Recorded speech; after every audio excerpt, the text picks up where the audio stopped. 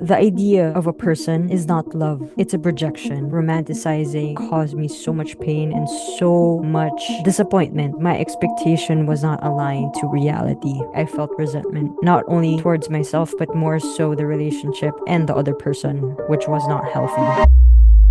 Hey everyone, welcome back to the Encourage to Try with Me a podcast. And in this episode, we are going to talk about the 4 hard lessons that I learned from my ex. So, just to add more context to the title, an ex can apply to different relationships aside from just romantic. It can also apply to a platonic friendship, coworkers, or former people that you knew that you are no longer in contact with or had a falling out. This applies to relationships in general. Basically, the relationships that did not work. So that is what we're going to talk about in this episode. So as human beings, we are meant to connect. We are meant to be with people. Either you are an introvert or an extrovert. Life is much more better when you are surrounded by people that care for you and love you and whom you care for and love as well. So the 4 hard lessons that I want to share here from my own experience is that number one, I invested more on the other person than on myself. I invested more on the relationship than on myself. So the lesson that I learned from here is that you have to invest on yourself more than the other person or more than the relationship, because what happens when the relationship didn't work? What happens when the other person leaves? When I lost that relationship, I found myself lost,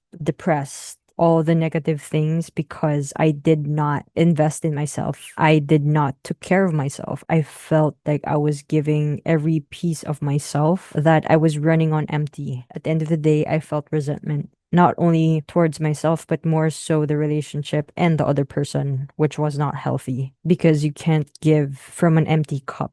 Love comes from you. It doesn't come from the other person, doesn't come from the relationship. It comes first and foremost with you. You have to love yourself. It's another term or form of self acceptance. If you accept yourself and if you're able to love yourself the right way, you're able to love other people the right way. And at the same time, a relationship only works when both of you are willing to grow and are aligned in your growth. Because sometimes it also happens when the other person's growing and you're growing, but you're growing apart. So that also happens. Number two, you expecting the same love and the same effort that you put in the relationship. So when you expect something, the word expectation is actually a form of entitlement. From my own experience, it's actually comes from self-entitlement. I was already expecting, therefore I was demanding. Whatever you put in, whatever you give because you want to give, not because you expect something. Imagine if you are in a relationship that expects a return. That's no longer a genuine relationship,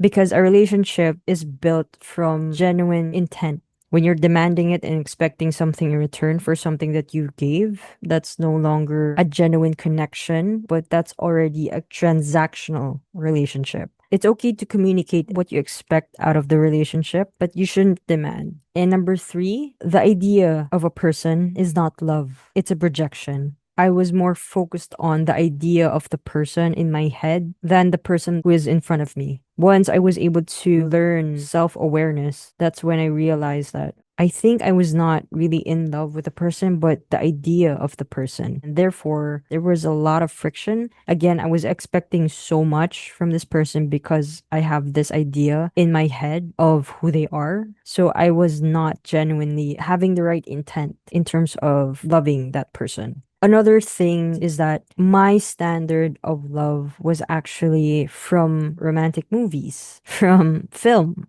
Again, the lack of self awareness was me trying to have this unbelievable expectation. The film that I was watching was curated specifically for you to fall in love with these characters, for you to fall in love with these stories. It's actually a form of entertainment, not reality. When you're watching a film, make sure that you disassociate what is real and what is curated or what is for entertainment. This idea of romanticizing actually caused me so much pain and so much disappointment. basically, because my expectation was not aligned to reality. So I had to learn this by learning about myself. So make sure that you are not projecting who you want them to be and accept them from who they really are. So lastly, number 4, walking away is not a loss. It's actually a benefit, especially if the relationship no longer serves the both of you or one of you. I didn't realize how toxic I was when I was no longer in that relationship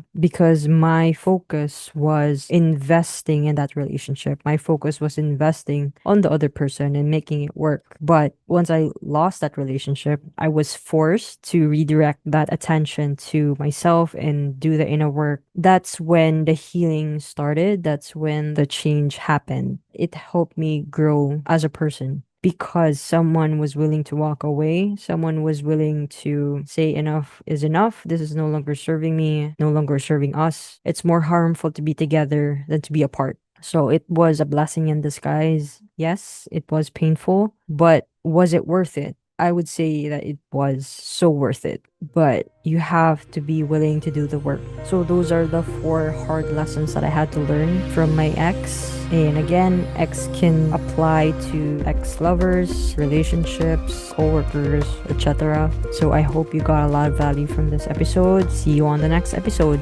Bye.